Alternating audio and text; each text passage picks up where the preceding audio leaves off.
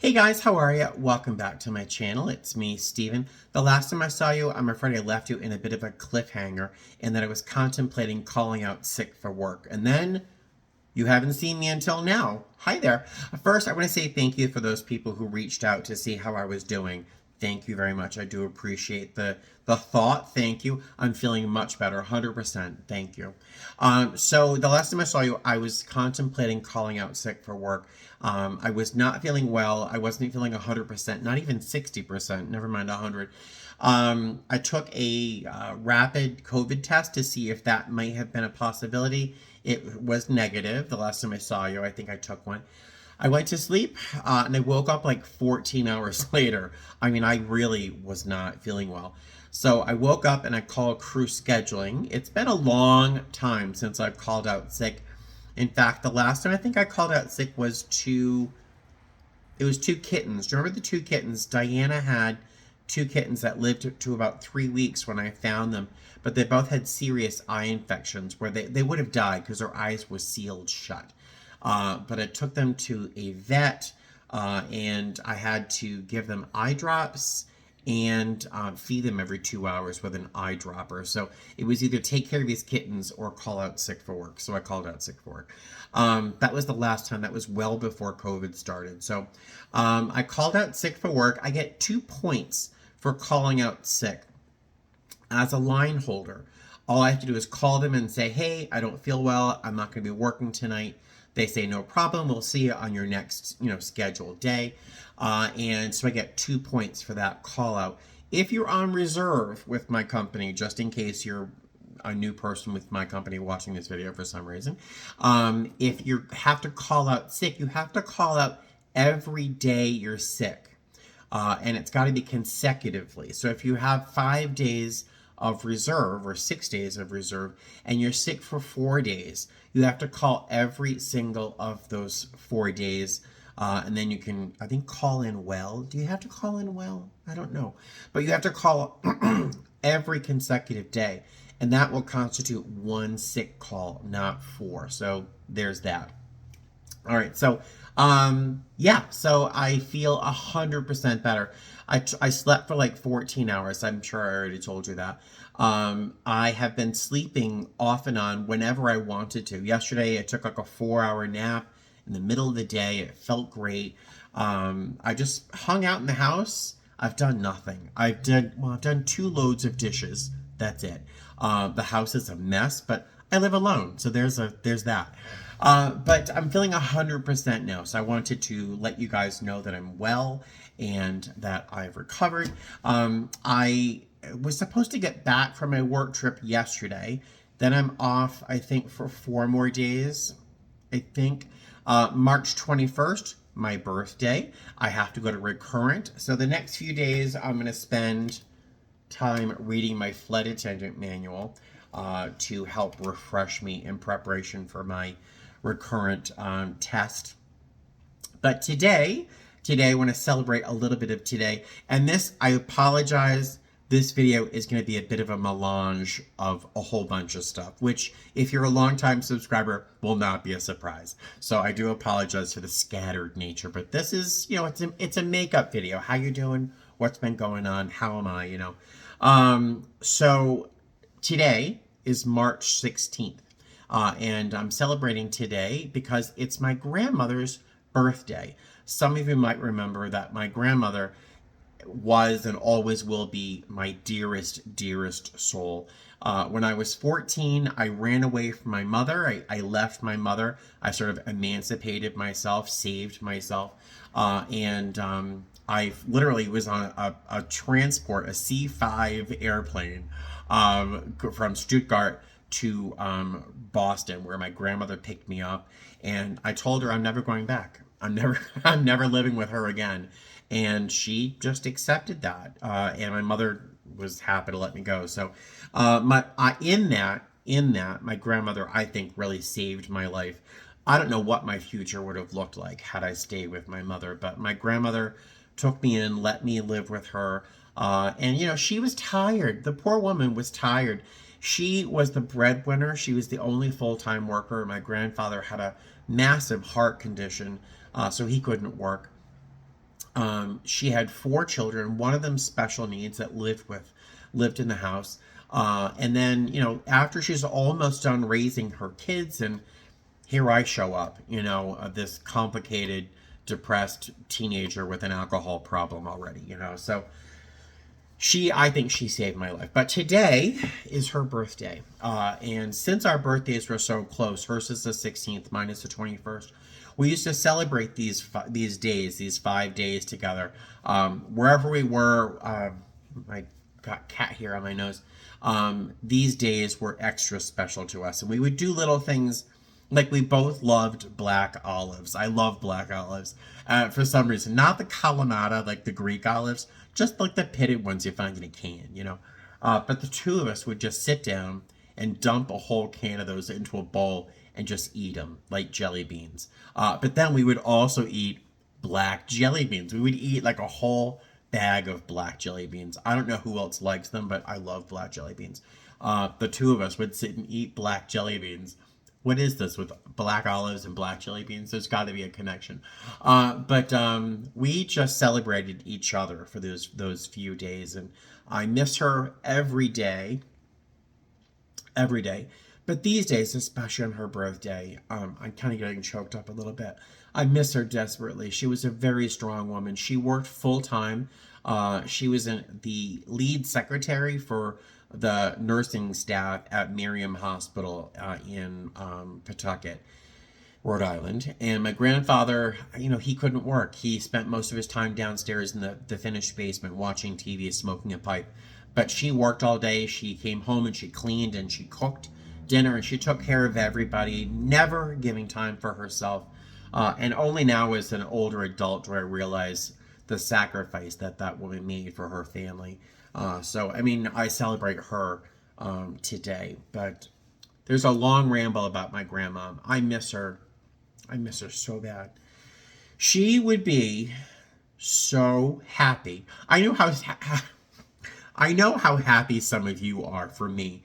And then I'm finally living like an adult life in a house and with my cats, and I have my own car and a garage and washer and dryer. But my grandmother would lose her mind. Lose her mind. Because in my family, like my birth family, I'm living the rich life. So she would be over the moon. So I laugh thinking about how she'd react if she knew that I was living in Las Vegas in my own condo with this fabulous fancy life I have, right? But so blah blah blah. I'm sorry. I'm sorry I'm rambling about my grandmother, but if you know and like me at all, or if you love me at all, I wanted to share that with you. So you know that I've also found an old love of mine again. I've rediscovered pottery. I've been going to Clay Arts Vegas in Las Vegas here, and it's been really exciting, a lot of fun, also very stressful and a little upsetting at times, because rediscovering clay has been a struggle, because I remember being able to throw anything I wanted. I could throw a dozen bowls or a dozen mugs in just an hour or two, and now I struggle to make a simple ramen bowl.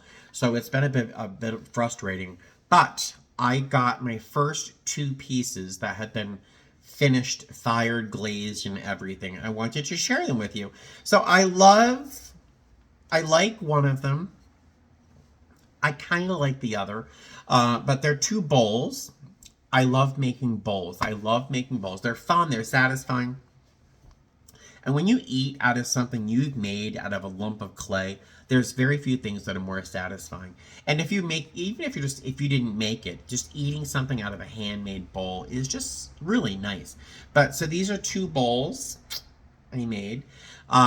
This is the one that I really like the best. It's a little bit oval. It kind of lost some of its roundness. It's in a cone 5 porcelain. Cone 5 is just a firing. Cone 5 is mid-range. Cone 10 would be high fire.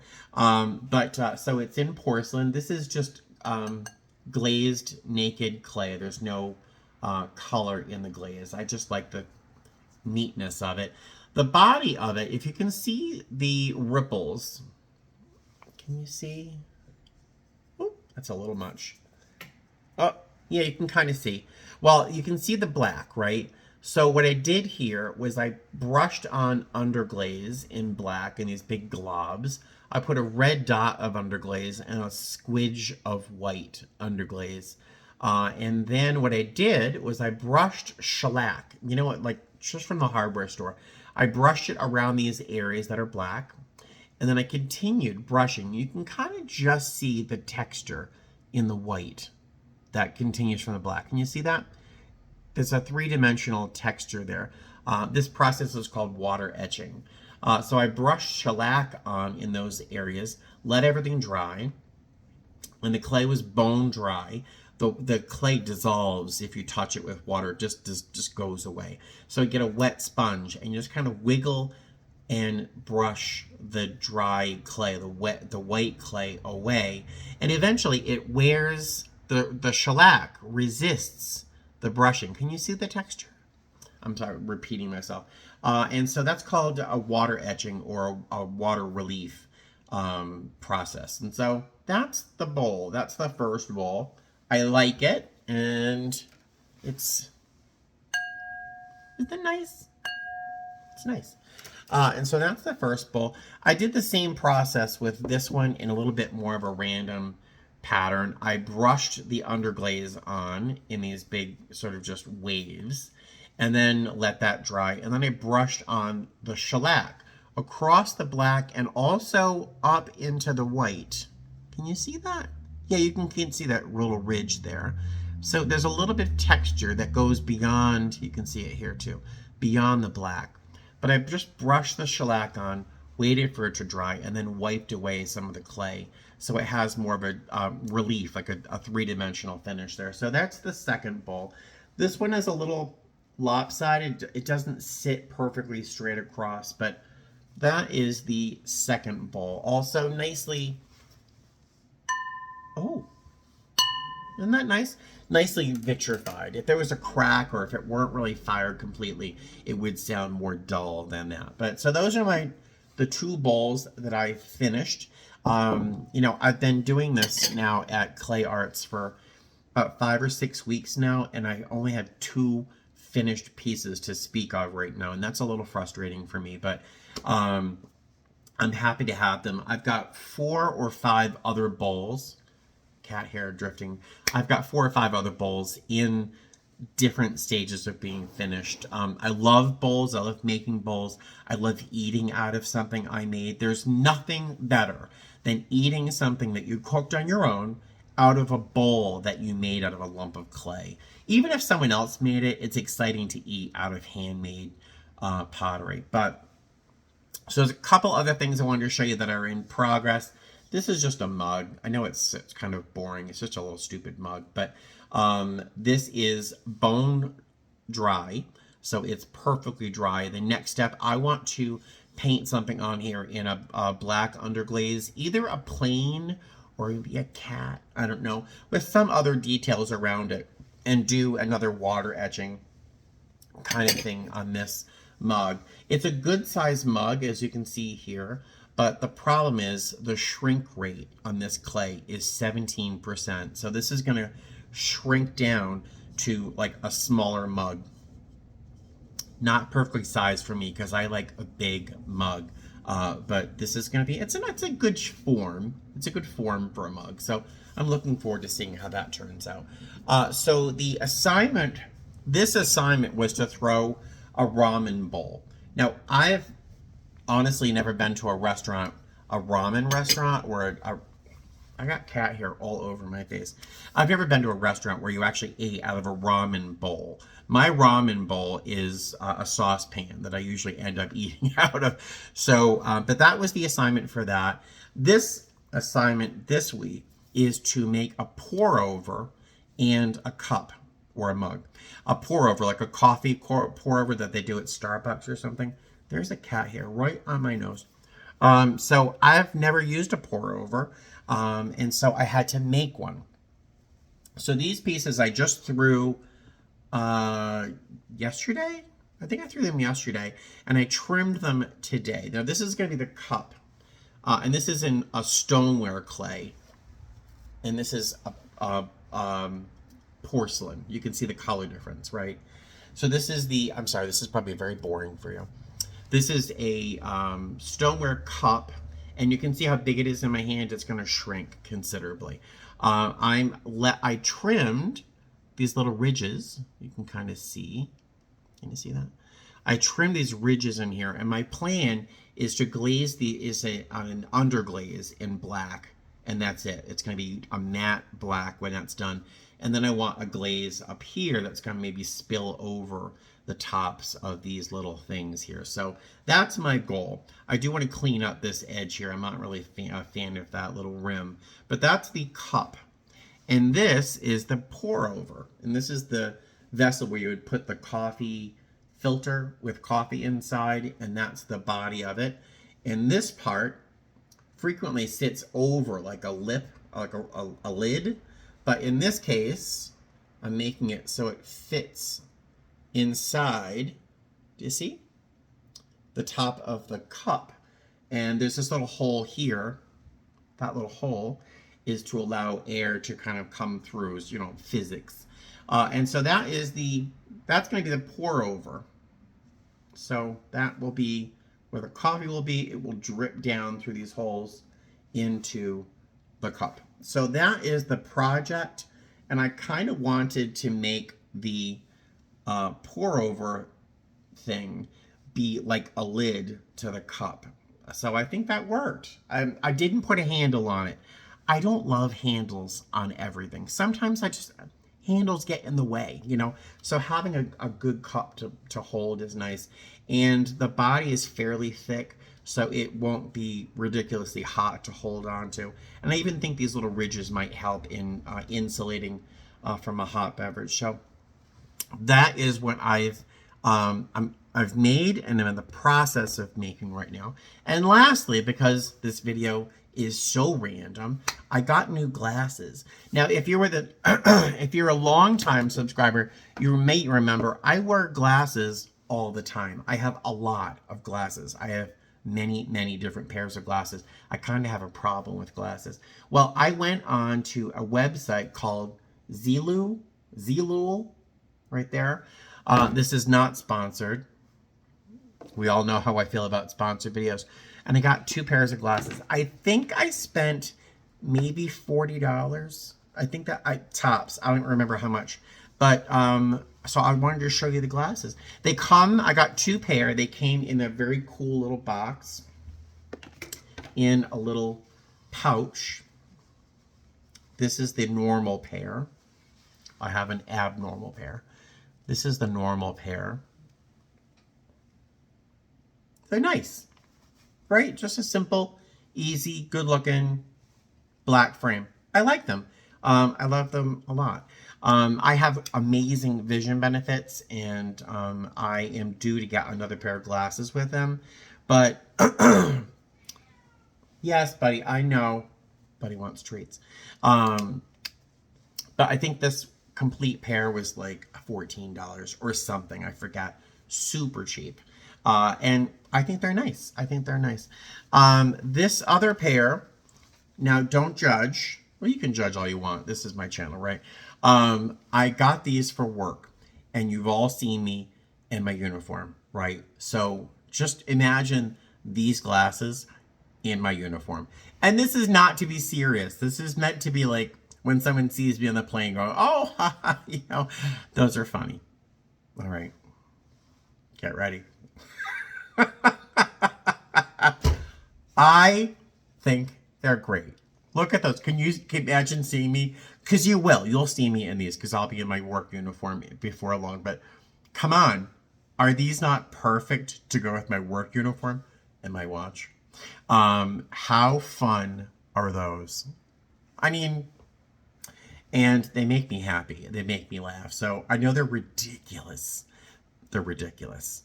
But look, aren't they fun? And with my work uniform, come on, right? So there you go. All right, so there you go. This has been a very mixed up kind of bit of everything, but I feel like I haven't seen you in so long. I wanted to kind of catch up and show off some of my pieces here. I'm really liking this cup. All right, I'm gonna let you guys go. Buddy was crying earlier because he wants some treats. it is that time. And so I will see you guys later. All right. Have a great night and fly safe. Bye.